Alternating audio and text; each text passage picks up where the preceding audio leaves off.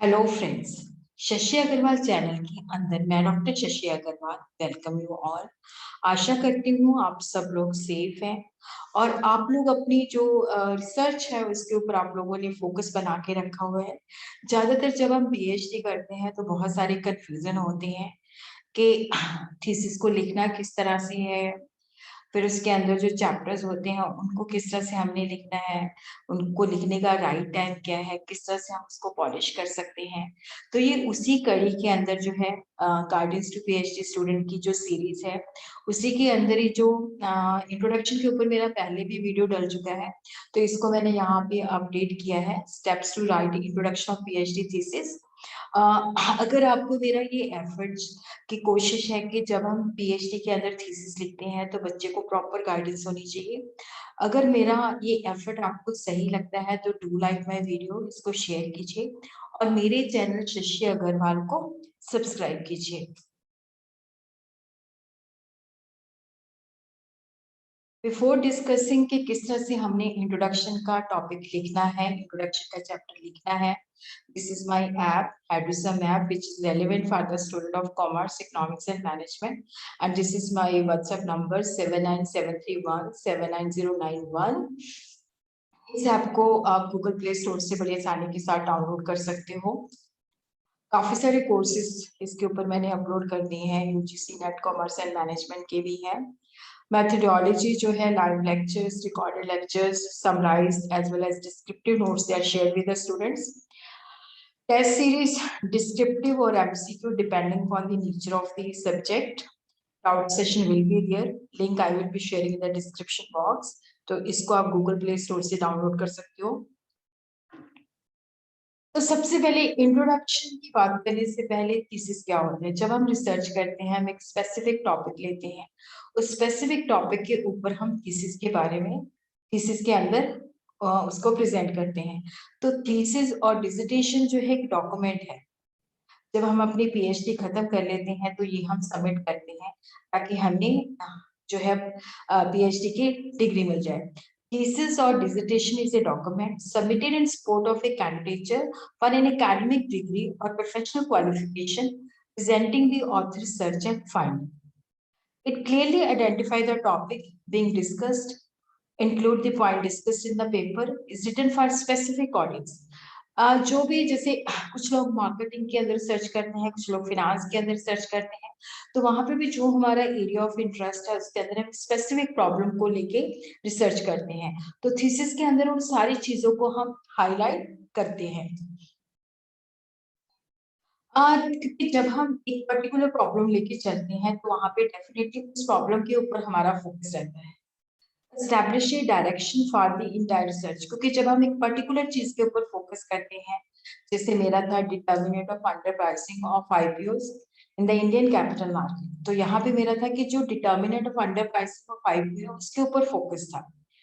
तो establishing A direction for the entire research कि हमने उस स्पेसिफिक प्रॉब्लम, जब हम स्पेसिफिक टॉपिक ले लेते हैं तो वो हमारी रिसर्च को एक प्रॉपर डायरेक्शन दे देता है और उसी के बेसिस पे हम रिसर्च करते हैं। जो रिसर्च के अंदर जो एम्पिरिकल रिसर्च हम करते हैं वो सेकेंडरी सोर्स के ऊपर बेस्ड भी हो सकती है और प्राइमरी डाटा भी हम कलेक्ट करके कर सकते हैं। तो वहां से जो हमारे पास इंफॉर्मेशन आती है उसके ऊपर हम स्टैटिस्टिकल टूल्स लगा के एनालिसिस करते हैं तो क्या कंक्लूजन निकलता है। तो यहाँ पे जब हम इंट्रोडक्शन के अंदर वो जो हमारा टॉपिक होता है उसके बारे में हम उसकी पूरी बैकग्राउंड, उसका सिग्निफिकेंस जो है इंट्रोडक्शन के अंदर बताते हैं और वो वहां पे हम जस्टिफाई भी करते हैं कि हम क्यों ये रिसर्च करना चाहते हैं, इसका सिग्निफिकेंस क्या है। जो हम रिपोर्ट सबमिट करते हैं उसके पीछे जो ऑब्जेक्टिव होता है कि जो हमने एक स्पेसिफिक टॉपिक लिया था उस स्पेसिफिक टॉपिक के अंदर हमने कुछ ऑब्जेक्टिव जो थे क्लैरिफाई किए थे। कौन सी मेथोडोलॉजी हमने यूज की है, फिर उसके बाद जो हमारे पास डाटा हमने कलेक्ट किया है, जो इंफॉर्मेशन हमने गैदर की है उसका हम एनालिसिस और फाइंडिंग जो है प्रेजेंट करते हैं। ये बेसिस पे क्या कंक्लूजन निकलता है। जब हम रिपोर्ट बनाते हैं तो डेफिनेटली जो इसके अंदर लिस्ट ऑफ सिंबल्स हम यूज करते हैं उसके बारे में बताते हैं। जो भी हमने जो रिपोर्ट है उसके अंदर जो भी हमने मटेरियल यूज किया है या रेफर किया है उसके बारे में इंफॉर्मेशन देते हैं। और एंड के अंदर जो हमने थीसिस के अंदर नहीं मतलब कोई चीज बताई उसको हम काफी डिटेल के अंदर है तो वो हम अपेंडिक्स के अंदर जो है बताते हैं। उसके अंदर वो सारी चीजों की इंफॉर्मेशन होती है। यहाँ पे जो रिपोर्ट हम देते हैं या थीसिस देते हैं इसका फीचर्स क्या है, देखो ये कंप्लीट डॉक्यूमेंट होता है जो हमने रिसर्च की है वो कंप्लीट इंफॉर्मेशन देता है, समराइज वे में इंफॉर्मेशन प्रोवाइड करता है, अपडेटेड इंफॉर्मेशन होती है। और यहाँ पे जो डाटा होता है उसको हम सिस्टमेटिक मैनर के अंदर, देखो जैसे हमारे 5 ऑब्जेक्टिव हैं तो हम ये नहीं के पहले 5वां ऑब्जेक्टिव का पहले हम रिजल्ट लिख देंगे। सिस्टमेटिक मैनर के अंदर फर्स्ट ऑब्जेक्टिव से लेकर first second third fourth five systematic manner के अंदर हमने फैक्ट्स फिगर्स कंक्लूजन जो है ड्रॉ करने हैं, अपनी रिकमेंडेशन देनी है। और जो थीसिस होते हैं it is always in writing form. Thesis इस तरह का होना चाहिए जो सेल्फ एक्सप्लेनेटरी होना चाहिए। ये एक डिटेल डॉक्यूमेंट होना चाहिए जिसके अंदर पूरे सब्जेक्ट मैटर को कवर किया जाता है। और जब हम थीसिस को डिपॉजिट करते हैं तो ये एक परमानेंट रिकॉर्ड होता है। So what are the report heading and body of the report?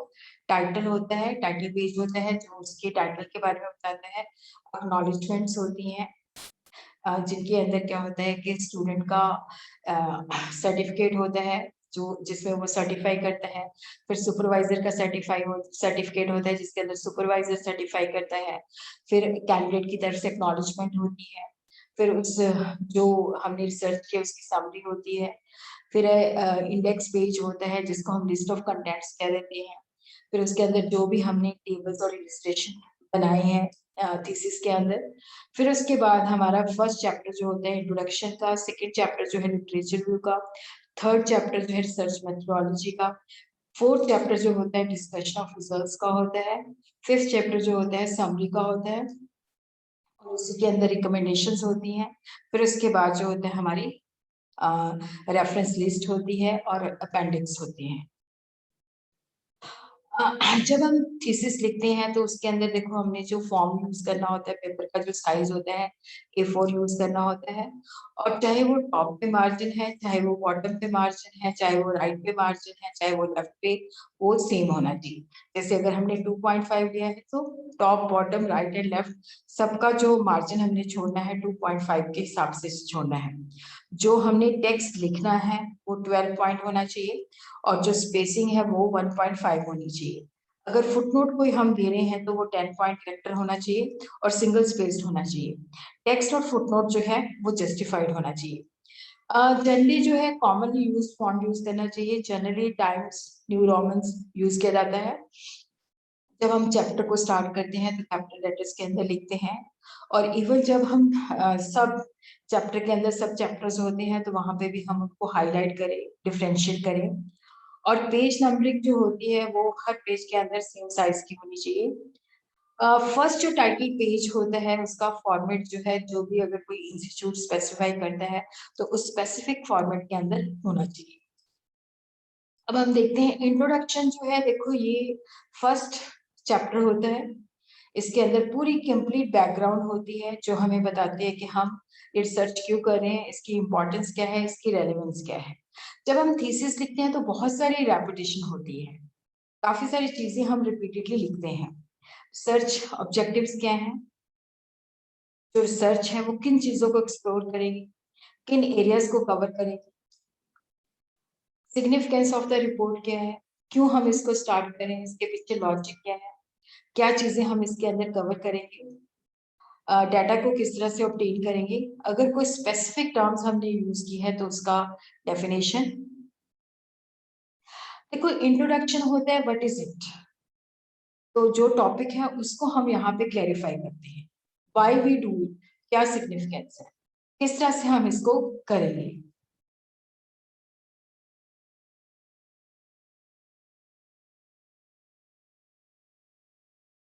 When we will do it. Introduction जो है हमारा फर्स्ट चैप्टर है। टेबल ऑफ कंटेंट्स के बाद ये अपेयर करता है। तो डेफिनेटली इंट्रोडक्शन जो है हमारा काफी इम्प्रेसिव होना चाहिए, क्योंकि रीडर का इसी से इंटरेस्ट बनता है, इसी से क्या होता है कि उसको नॉलेज मिलती है कि रिसर्चर क्यों सर्च कर रहा है, उसके पीछे क्या बैकग्राउंड है, क्या उसकी रेलेवेंस है। इंट्रोडक्शन के अंदर topic and context, focus and scope, relevance and importance, questions and objective and overview of the structure.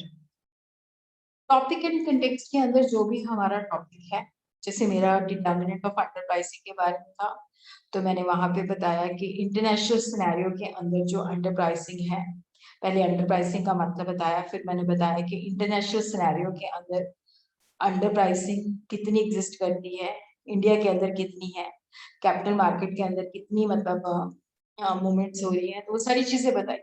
फिर उसके बाद मैंने थ्योरेटिकल बैकग्राउंड जो था, अंडर प्राइसिंग का मतलब क्या है, कौन से फैक्टर्स जो है, कौन सी थ्योरी जो है जिसकी वजह से अंडर प्राइसिंग अकर करती है, फिर आईपीओ का मैंने पूरा मैकेनिज्म बताया। तो इस तरह से क्या होता है कि जो भी आपका टॉपिक है, उस टॉपिक को पहले इंट्रोडक्शन, फिर उसके बैकग्राउंड, उसकी रेलेवेंस को बताओ कि हम क्यों ये रिसर्च करना चाहते हैं, इसके पीछे क्या रीजन है। क्योंकि देखो, जब हम previous research paper read out करते हैं तो वहां से हमें कुछ ऐसे एरियाज आइडेंटिफाई होते हैं जिनके ऊपर रिसर्च हो सकती है। तो क्योंकि हमारी जो फर्दर रिसर्च होती है, जो जिसके बेसिस पे हम ने जो लिटरेचर व्यू किया है, वहां से हमें आइडिया हो जाता है कि ये रिसर्च गैप्स हैं, उन सर्च गैप को लेके हम उनको हम प्लग आउट करना चाहते हैं। Need and importance, brief overview of the current state of the most relevant literature, और किस तरह से हम उस रिसर्च गैप को जो है यहाँ पे उसके ऊपर सर्च करने जा रहे हैं, उसका सिग्निफिकेंस क्या है। फिर उसके बाद है कि देखो, अगर कोई हाइपोथेसिस है, जो हमारे ऑब्जेक्टिव्स है, सर्च क्वेश्चन ऑब्जेक्टिव इसके अंदर हम बताते हैं। ब्रीफ डिस्कशन रिसर्च मेथोडोलॉजी की, हमारा जो डाटा है वो क्या प्राइमरी डाटा है, क्या सेकेंडरी डाटा है, अगर प्राइमरी डाटा है तो क्या हम स्टैंडर्डाइज क्वेश्चन यूज कर रहे हैं, क्या हमें क्वेश्चन फॉर्मुलेट करना पड़ेगा।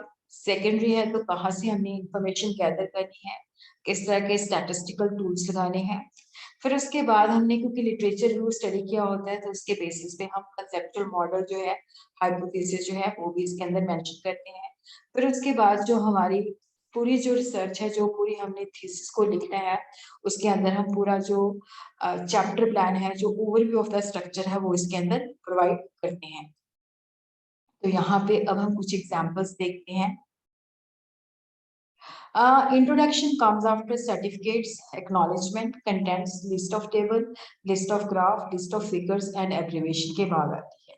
ये हमारा फर्स्ट चैप्टर होता है। तो देखो यहाँ पे इंट्रोडक्शन, जैसे ये 23 पेजेस का है, ये मेरी अपने थीसिस का है, जिसके अंदर मैंने इंट्रोडक्शन जो है 23 पेजेस के अंदर लिखी है। बैकग्राउंड ऑफ द रिसर्च, जैसे मैंने इंडिया के अंदर आईपीओ का मैकेनिज्म जो है उसके बारे में बताया। फिर मैंने objective of the study, search problem, conceptual framework, मेरी रिसर्च की स्टडी क्या है, रिसर्च अप्रोच क्या है, फिर उसके बाद आउटलाइन ऑफ द थीसिस, फिर उसके बाद रेफरेंसेस। इस तरह से ये मैंने जो है background of the research, Indian IPO process in institutional setting, aim of the study, significance of the study, conceptual framework, search problem, search approach, outline of the thesis। तो यहाँ पे देखो, जैसे ये हमारा जो इंट्रोडक्शन चैप्टर है, ये हमारा फर्स्ट चैप्टर है। जैसे बैकग्राउंड जो है 1.1, उसके बाद मैंने इंडियन आईपीओ, फिर मैंने 1.3 एम ऑफ द स्टडी, फिर उसके बाद सर्च प्रॉब्लम, फिर उसके बाद कंसेप्चुअल फ्रेमवर्क, फिर उसके बाद significance of the study, search approach and outline of the thesis. देखो, कई बार बच्चों के मन में ये भी होती है कि सबसे पहले हम चैप्टर कौन सा लिखें। देखो भाई, सबसे पहले चैप्टर जो है, मुझे लगता है कि हमें लिटरेचर रिव्यू का लिखना चाहिए, क्योंकि जैसे ही हम अपना सिनॉप्सिस का रजिस्ट्रेशन करवाते हैं, तो उसके बाद हमें होता है कि हम ज्यादा से ज्यादा जो लिटरेचर है उसको इकट्ठा करें, उसको रीड आउट करें। उसके बेसिस पे हम, क्योंकि लिटरेचर रिव्यू से हमें पता चलता है, काफी सारी चीजों की नॉलेज मिलती है। तो लिटरेचर रिव्यू जो है हमें, क्योंकि सब कुछ जो होता है लिटरेचर रिव्यू के अंदर होता है, तो लिटरेचर रिव्यू जो है हमें, क्योंकि वो भी एक नेवर एंडिंग प्रोसेस है, क्योंकि एंड तक चलता रहता है, उसके अंदर भी हमें काफी सारे लेटेस्ट रिसर्च भी मिलती रहती है। तो सबसे पहले हमें लिटरेचर रिव्यू जो है स्टार्ट करना चाहिए, ताकि हम अपनी जो स्टडी का जो टॉपिक है उसको अच्छी तरह से अंडरस्टैंड कर सके। इंट्रोडक्शन के अंदर देखो, जो इंट्रोडक्शन है that is the face of the thesis, और ये काफी इंप्रेसिव होना चाहिए।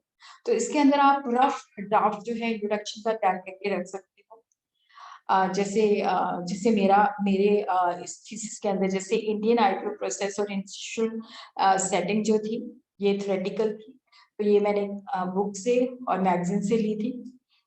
उसी तरह कोई भी चीज आपको रिसर्च पेपर के अंदर मिलती है या मैगजीन के अंदर मिलती है या जर्नल के अंदर मिलती है, तो उसका आप जो है एक डायरी के अंदर उस इंफॉर्मेशन को राइट डाउन भी कर सकते हो, या उसका प्रिंट आउट लेके भी, या उसका मोबाइल से स्क्रीनशॉट लेके भी अपने पास रख सकते हो। क्योंकि इंट्रोडक्शन का जो चैप्टर है वो काफी बार रिवाइज होता है। जब हम पहले लिखते हैं तो इतना इम्प्रेसिव नहीं होता, बार बार जब हम उसके अंदर मॉडिफिकेशन करते हैं तो एंड में बहुत अच्छा हो जाता है। क्योंकि इंट्रोडक्शन का चैप्टर हमारा तभी कंप्लीट होता है जब हमारा जो बेसिकली जो हम रिसर्च कर रहे हैं, जो डाटा एनालिसिस हो जाता है, क्योंकि उसके अंदर से भी काफी हिस्सा जो होता है हम इसके अंदर डिपिक्ट करते हैं, शो करते हैं।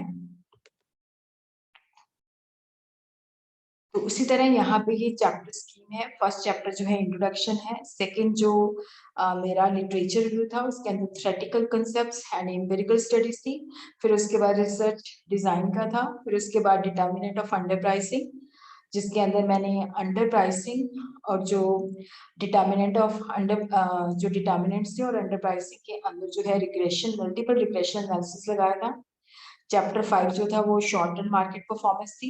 चैप्टर 6 जो था लॉन्ग रन मार्केट परफॉर्मेंस थी। उसके बाद जो चैप्टर 7 था जिसके अंदर मैंने समरी थी, कंक्लूजन था, सजेशन थी, और उसके बाद मेरी बिब्लियोग्राफी थी।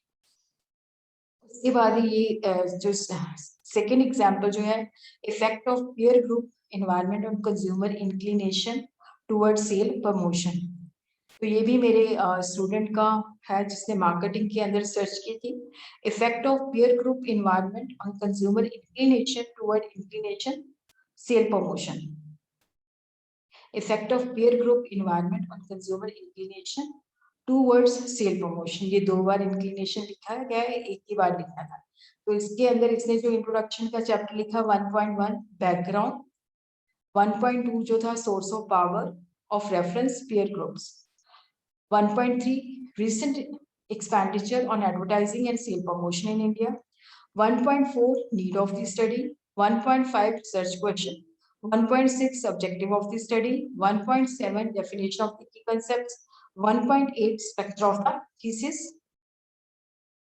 उसी तरह एक और जो स्टूडेंट था जिसका टॉपिक जो था board diversity and it's relationship with the corporate governance Indian evidence, तो इसका इंट्रोडक्शन का चैप्टर जो था that was the background of the study, significance of the board diversity, challenge of the board diversity, इसको ठीक कर लेना, BOARD है, BOARD, industrial type and firms performance, share holders concentration, financial performance, market capitalization, corporate governance, statement of the problem, organization of the study and the reference।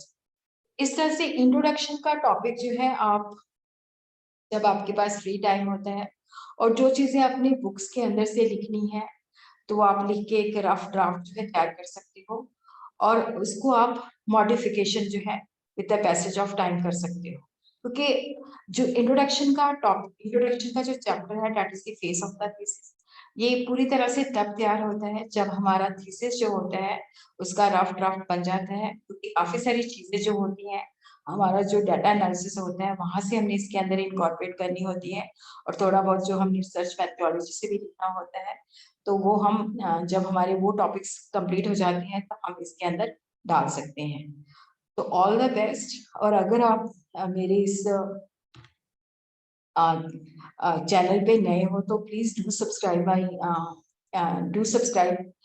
My channel Shashi Agarwal, ताकि आपको PhD के अंदर मैं समय समय पे जो भी अपडेट्स आती रहती हूँ वो आपको मिल सके। Thanks a lot for watching the video.